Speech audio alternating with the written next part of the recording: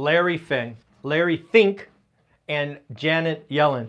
But also, we need to talk about what interest rate destroys the housing market and also some building pain in this segment of the market. So let's get into it. Let's start right off the top with Jamie Dimon. Obviously, if you don't know, he is the man at the top of JP Morgan. JP Morgan reported record numbers on Friday.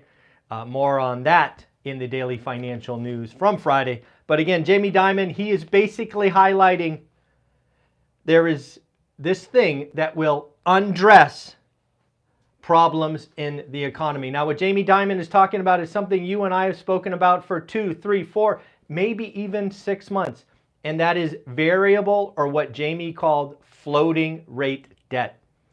You see, folks, one of the reasons that commercial and syndication and all of these things are going to feel real pain is what you and I have been highlighting for quite a while. And what Jamie Dimon is doing is he is building on Warren Buffett's one of his favorite quotes: when the tide goes out, we see who is swimming naked. Now, what Jamie Dimon is saying, floating rate debt is what is going to undress different parts of the market. I want to remind you, this to me is really a highlight of Billionaire Barry. Folks, if you don't know who Billionaire Barry is, he is Barry Starwood Capital, I believe, and he has gone on CNBC with PowerPoint. Yes, folks, a billionaire brings his own PowerPoint. That is never a good sign. That is a sign of stress. I believe what we are seeing in Billionaire Barry and folks like him is, yes, you are a billionaire on paper, but you are illiquid. You have floating rate debt, and you are feeling the pressure build. Now, obviously, Billionaire Barry probably gets out of this, but there are lots of people in syndications in multifamily and office that will not be so lucky. More on that in a minute. Let's talk about Larry Fink. Larry Fink is someone who's basically highlighting that inflation is going to be very sticky at 4%. He says, yes, we may be feeling relief that it went from 6 to 5, but what Larry Fink, I believe it's BlackRock, the CEO of BlackRock, is saying, hey, the party's almost over. It's about to get hard. Now, you and I have been talking about inflation in 3 parts. Goods inflation. You're welcome. That's just about over. Next is housing. That doesn't really roll over until July or August, but it is coming. And then it gets really hard. Services, wages, and I believe that will stay sticky for years to come. So nothing, Larry is not telling you, the one rental at a time viewer, anything new, but it is nice to see the powers that be agree with us. And then finally, Janet Yellen. Janet Yellen, I believe, did something over the weekend that she would have hated if she was in Jerome Powell's shoes. Remember, Janet Yellen was the Fed president, now the Treasury Secretary. What Janet Yellen basically said was, and I want to make sure I get it right, U.S. banks to tighten lending, it may negate more Fed rate increases. One sec, I have a dog who is whining. Don't know if you could hear him down there. Yes, this is Sunny. He gets his cone off Friday. He is looking forward to that. So again, why do I say that? Why is Janet Yellen saying that? I think as the Treasury Secretary who is looking out over the banking environment, she's basically begging Jerome Powell to stop. Now, obviously, these functions are supposed to be separate, but of course, we all know that they can influence each other. I still believe and stand here that they're going to give us our final rate increase on May 3rd. But I think Janet Yellen is trying to tell folks, hey, this banking crisis ain't over yet, and more Fed rate increases will not be helpful. Also, Janet Yellen is obviously looking out over the economy as a member of Biden's administration and going, whoa, lending is slowing down. Consumers are slowing down. We have an economy that may be in trouble. All right. You're getting kind of heavy, buddy. So again, lots and lots of stuff going on there. Next up, folks, John Burns Real Estate Consulting. If you are interested at all in housing or real estate, please do yourself a favor. Go to Twitter and follow John Burns Real Estate Consulting. They are amazing. One of the things that John Burns Real Estate Consulting put out the other day that CNBC Diana Olick picked up is something you and I have talked about. Last week in the Daily Financial News, I proposed that the worst interest rate for the housing market today is 5.5%. Why did I say that? Well, we have now learned after February's performance on home sales that 6% brings back buyers. We have seen that again in March and April. As rates go to 6, demand comes off the sidelines. What we also learned, supply doesn't. New listings are still down 20, 22, sometimes 27% from a year ago. Supply is not coming. I proposed last week, and little did I know, John Burns Real Estate Consulting has validated that. 5.5%. Buyers, aka demand, want 5.5%. If over the next 3-4 months we go into a recession, we have a terminal rate of 5%, and banks start collapsing the margin, it is not unfeasible for us to see 5.5% this year. I'm not sure we get there, but it is not unfeasible. We could have a 5.5% 30-year mortgage rate this year. It's possible. Not probable, but possible. Why is this important?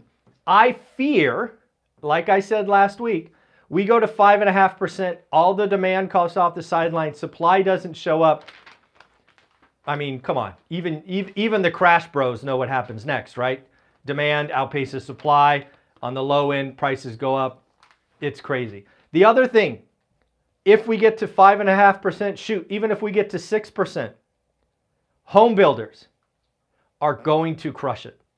Home builders have the financial flexibility and the means to do rate buy downs. Shoot, I have seen home builders take rates to 4.99.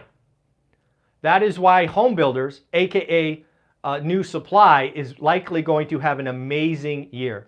If you are watching channels talking about home builders going bust, I am not sure what they're looking at. Home builders in this environment, assuming they're not stupid in building luxury spec homes, I think they're going to be okay. And if they actually pivot, like Pulte Home said, and build smaller, they will do amazing things. So again, John Burns Real Estate Consulting agrees with us.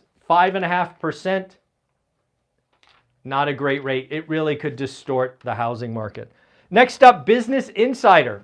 Business Insider must be watching this channel. 3 or 4 days ago, they published an in-depth article talking about multifamily. More specifically, multifamily having a lot of pain coming. Folks, for the last year, I have tried to warn you. I had seen syndications with horrible assumptions, incredibly stupid debt structures. We have already seen one big blow up, and more are coming. I'm of course referencing to the 3,200 units in Houston, Texas, that in less than 1 year burned $100 million of LP capital like that. There is a lot more pain coming. We like to think as real estate investors that the pain will exist in office, and there will be. But here's the deal. In my opinion, office pain will be felt by banks. Multifamily pain felt by you, the viewers. How many syndications? I kept warning you. All these new syndicators who had never done anything. They raised capital. They beat up their spreadsheets. They bought dumb deals. They burned their LP's capital the day the deal closed. Business Insider has an article highlighting the pain that is coming. That part of the real estate market, the bed is made. We just have to see who and how frequently folks get hurt. Next, Redfin. Redfin's chief economist, I want to make sure I get her name right, Daryl Fairweather. Yeah, Fairweather. Chief economist of Redfin basically is highlighting what you and I have talked about. She says that 6% interest rate is the pivot where demand comes and supply doesn't. The housing market it's just what you and I have talked about, right? Supply is not coming. We're getting that marginal demand back. The low end below the median is on fire. The farther you get from median, the more ice cold it gets. Earnings. We got some key earnings next week, at least a few that I highlighted, and it starts hot and heavy Monday morning. Monday morning before the market opens, we hear from Charles Schwab. Who doesn't want to hear from Charles Schwab? They've obviously been lumped in with all the regional banks. On Monday, we are going to find out, was that right? Are they, quote unquote, guilty by association? Or are they running their business in a better manner? On Monday, Charles Schwab has their chance to either alleviate concerns or freak people out. Monday should be interesting. On top of that, we also get a report from State Street. Again, next week is going to be a lot of regional banks, or that second tier. It is going to be interesting. Clearly, the big banks are doing fine. What about the next tier? Tuesday, we get Bank of America, Netflix, Goldman, Commerce Bank, and United. United will be interesting. Is it going to be like Delta that talks about record summer bookings? Are they going to talk about inflation? Are they going to talk about fuel costs? Commerce Bank, again, what is going on at that next tier? And of course, Netflix, what is going on with their password sharing and things of that nature. Wednesday, we get Citizens, Tesla, F5, IBM, and US Bancorp. Obviously, Tesla will be watched by many. IBM is one I will be looking for. IBM, for me, tells me about rest of world, right? What is going on with Europe, Asia, right? IBM is this big behemoth.